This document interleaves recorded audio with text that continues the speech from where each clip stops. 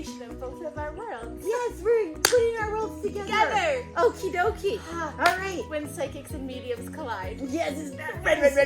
Hello, everyone. Welcome to our latest video. I'm Bobbi Roundtree, born medium, and this is... I'm Erin Lee of heavenlymessenger.com, and thank you for joining us. Yay. Today, we are going to talk about what it's like to be us. And we are especially going to be centering upon Erin. Because what is Reiki? So Reiki is a form of energy healing. It is a universal channeling of life force energy. And basically, when our bodies are in balance, we vibrate at a certain level. When our bodies become out of balance, disease and stress, a whole variety of different things. Which one? Lumpy. Lumpy? Yes. Yes, lumpy as well. You can be lumpy. Lumpy like Bobby. And what happens when your body it comes out of its vibration and where there is disease, then the vibration slows down. Reiki is a channeling of universal life force energy. It is the energy that is within all of us. It's within everything that is here. It is life itself. And it vibrates really, really fast like this. And basically what we do as Reiki practitioners is we surround that slower vibrating energy with the really fast vibrating energy, and it helps to bring it back into alignment so that you can come back into balance yourself. I did not know that. That is exactly what it is. And so it said, what's Reiki? I went, it's a healing modality. And you wouldn't be wrong. That's all. And you do these. And there's symbols. And yep, there are symbols. And one of the things that a lot of people don't realize is that you can do Reiki distantly as well. In the same way that you and I do readings for people who aren't sitting in front of us, you can do Reiki and energy healing for people who don't sit in front of you too. This geography and the physical world is just an illusion. Yes. None of that is real. You're actually not that far apart. Yep. So energetically, we can be wherever we want to be, whenever we want to be there. Freaky, but true. Absolutely true. 100%. Yeah. Why would someone go get Reiki? What if you don't know what's wrong with you, or if there's anything wrong with you? Will Reiki actually help you to diagnose that? No, so we don't do any sort of diagnosis. Oh, yes, we as practitioners are merely the channels for the energy, and the people who come to see us are actually the people who are the healers, because you're the person who is doing the healing. You are the person who is coming back into balance and alignment. I love the way you say that. Yeah, and it's a little bit of a pet peeve of mine when people talk about themselves as being great and wonderful healers, because what you're doing is you are disempowering the person who is actually doing the healing work. So you can be a facilitator for healing, but the person who's doing the work is the person who's coming to see you. So they are merely the conduit. Absolutely. I actually just spoke to someone who I could see was a healer. Yep. And they kept telling me she was a conduit. Conduit. Like this healing energy passed through her and into the other person. That's right. Snazzy-doo. Right. That makes sense. And that's a really great point too, because often people ask me, do you become drained when you do energy healing work? And the answer is no, and a little bit yes. Okay. So the little bit yes is if I had 5 sessions during the day, at the end of the day, I'm going to be tired, because doing 8 hours or 10 hours of work or whatever it is that you're doing, you're going to be tired at the end of the day, right? Regardless of what it is that you're doing, you're going to be tired. But if you are drained from giving a Reiki session or any energy healing session, then you're using your own energy to give to the person, and you're not acting as a channel. So you're actually in a place of ego, because you're not connecting and bringing that energy through. And can you add your crap onto them that way? That's a really good question. I would think potentially that you could, but the bigger thing would be that you would be in a greater position to take on their stuff, right? Oh, right. So in your need to heal, because I do that. Yeah. When I heal, because I only ever heal my children and my pets. Yes. And it was when my children were little I would do it. It was as much as giving mommy kisses it better. Yeah. My kid, I would go to kiss it better, and they go, no. That's what you do. Yes. Because you get the energy going. Yeah, I remember that's my right. son being 3 years old, like, no. And my daughter, last time she went to the hospital, we should have just done it with you. That's what she said afterwards. We should have just done it that way.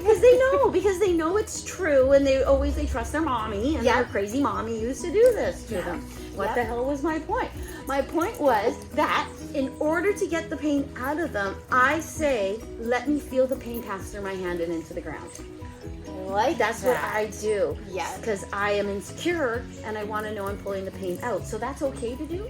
I would be careful and aware of taking it into your own body, and I would find a different channel and conduit to put it down into the ground. So what I would do if you're going to use that is I would use like some visualization and see it going down in.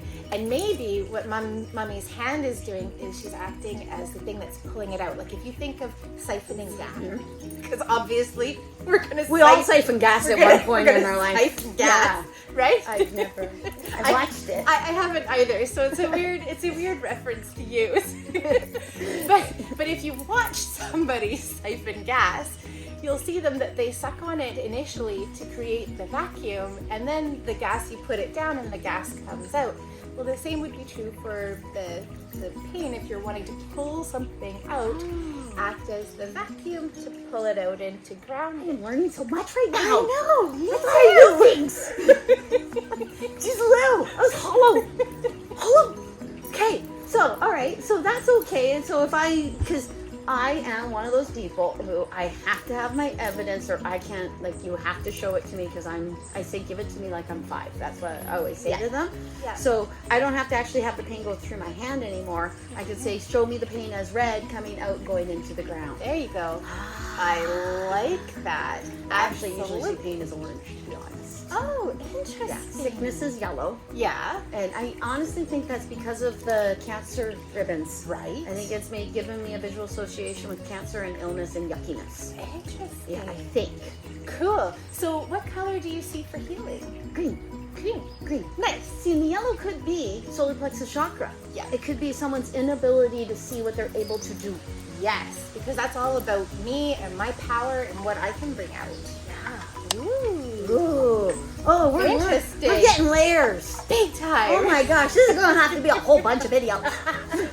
Can't just be one topic. Okay, so once, I've done Reiki one time.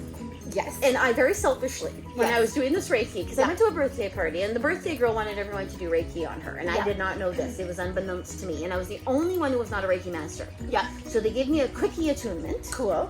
Where they pranced around me, and they did some stuff on my hands and said, okay, you're done. And I said, We open okay. the energy, yeah. Alrighty. And then I started doing Reiki, and I saw one of my past lives. Cool. And everyone else got a message for her. Yeah. And she said, what did you see? And I said, I saw. I really felt like a narcissist, and I still do to this day. Actually. So that actually makes a lot of sense to me. Oh, really? Agree. Yeah, Okay. because often when people are at the beginning of a healing journey like this, and having It was very much in my beginnings. having just been attuned to Reiki energy to being able to pass it on to somebody else, we really focus on our experiences with it. Right? And again, that's a little bit of a pet peeve of mine, because I've been to see some newer practitioners doing different types of energy work, and at the end they told me all about the big experiences that they had, which is great when you're learning, but if you're a professional and offering a professional service, your focus and energy should be on your client.